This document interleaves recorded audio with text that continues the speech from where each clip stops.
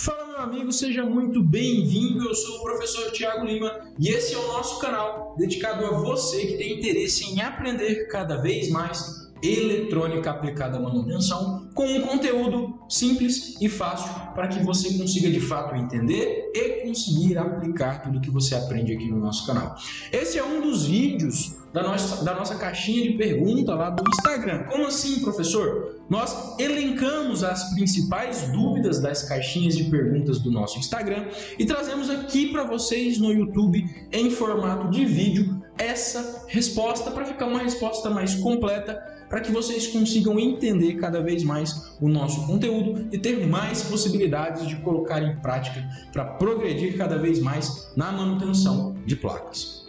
Então, vamos começar o nosso conteúdo desse vídeo, né? O objetivo da nossa aula de hoje é entender rapidamente qual a diferença da corrente elétrica para tensão elétrica. Qual é a diferença? Existe diferença? Esse é o objetivo. Até o final dessa aula, você vai conseguir entender essa diferença das grandezas. Antes da gente entrar dentro do conteúdo, se há ou não há diferenças, nós precisamos nos perguntar, primeiro, o que é tensão elétrica e o que é corrente elétrica. A gente precisa, antes de qualquer coisa, entender essas duas grandezas e qual a função dessas grandezas em uma placa eletrônica, em um circuito, por exemplo. Então já vamos lá para a minha bancada que eu quero mostrar para vocês como que essas grandezas funcionam, qual é o funcionamento, qual é o comportamento dessas grandezas. Então já vou compartilhar aqui a minha bancada para vocês e já quero começar mostrando o seguinte: numa estrutura básica de grandezas elétricas, para que a gente consiga entender, eu sempre gosto de utilizar a estrutura de uma pilha, por exemplo. Por quê? Porque a pilha é uma estrutura menor, mais simples e que permite que a gente consiga entender como funciona a tensão e a corrente elétrica. Se todo mundo aqui conhece pilha, então quando a gente olha para uma pilha, por exemplo, a gente tem o quê? A gente tem dois terminais, né, da pilha, um lado que é positivo e um lado que é negativo. Então, na pilha, nós temos esses dois lados.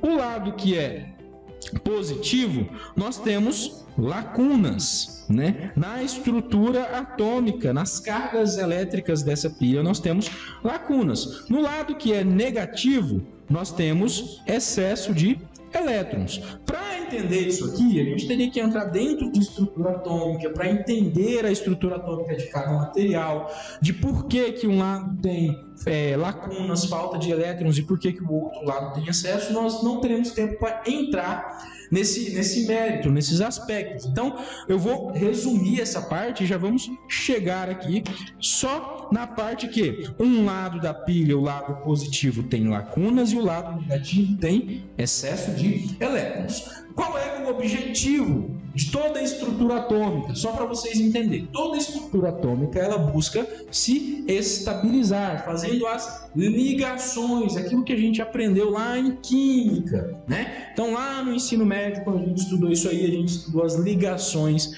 dos átomos, das estruturas atômicas, das cargas elétricas. Então é para isso que elas fazem, elas buscam se estabilizar, né? Então elas buscam uma estabilidade, e essa estabilidade ela acontece quando a estrutura atômica possui a quantidade de elétrons igual à quantidade de prótons. Então esse é o objetivo. Então o que eu estou querendo dizer com isso aqui?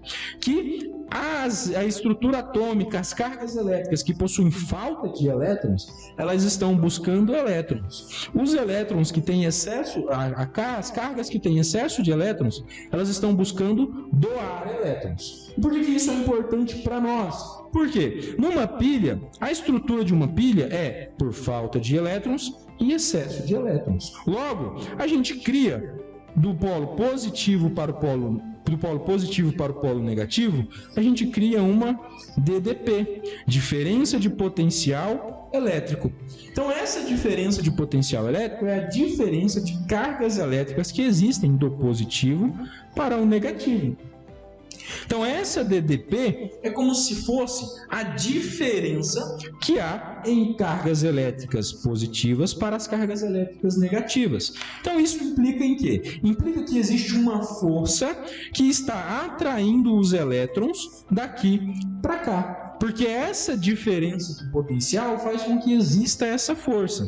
Então, se a gente criar um caminho para a corrente elétrica, tá? E colocar aqui um resistor R, e a gente criar um caminho para essa corrente elétrica, os elétrons vão sair do negativo, vão percorrer toda a estrutura até chegar e preencher as lacunas da pilha. Então é isso aqui que acontece na estrutura da pilha. Agora, o que faz esses elétrons saírem do polo negativo e chegar no polo positivo? Essa DDP. Essa DDP a gente chama também de tensão elétrica. Essa aqui é a nossa tensão elétrica. Essa tensão elétrica é essa diferença de potencial que existe do polo positivo para o polo negativo. Então essa tensão elétrica é como se fosse a força que faz os elétrons sair do negativo para o positivo. E daí, quando os elétrons se movimentam, nós temos o quê? A corrente elétrica. Quando os elétrons estão saindo do negativo para o positivo, veja que eles estão se movimentando. Então, quando eles se movimentam, nós temos a corrente elétrica. Então, a corrente elétrica é esse movimento dos elétrons. Então, só para ficar claro, vamos definir essas duas grandezas. Tensão elétrica é a força que impulsiona os elétrons no interior de um condutor. Corrente elétrica é o movimento dos elétrons no interior de um condutor. E daí agora a gente pode se perguntar, bom, então qual é a diferença, professor? A diferença é que a tensão, ela cria essa diferença de potencial e ela impulsiona os elétrons. Já a corrente elétrica, ela é o próprio movimento dos elétrons no interior de um condutor. Aí agora vocês podem estar se perguntando, para quem já teve aula de eletricidade, pode ter surgido essa dúvida. Professor, os elétrons não se movimentam do negativo para o positivo, eles se movimentam do positivo para o negativo. Isso não é verdade, né? Então, vamos lá, só para ficar claro isso aí. Hoje nós temos dois sentidos da corrente elétrica. Nós temos o sentido real da corrente elétrica, que é o sentido do positivo para o negativo, e nós temos o sentido convencional da corrente elétrica, que é do positivo para o negativo, e nós temos o sentido real da corrente elétrica, que é do negativo para o positivo. Tá? Não teremos tempo de entrar em detalhes, mas quando começou-se o estudo a respeito das cargas elétricas, entendeu-se que os elétrons, a corrente elétrica se movia do positivo para o negativo. Com o avanço da tecnologia, descobriu-se que, na verdade, quem se movimenta na estrutura atômica são os elétrons. Então, por isso que hoje nós temos esses dois sentidos de corrente. O sentido real, negativo para o positivo, o sentido convencional, positivo para o negativo. Então, agora aqui fica a grande questão.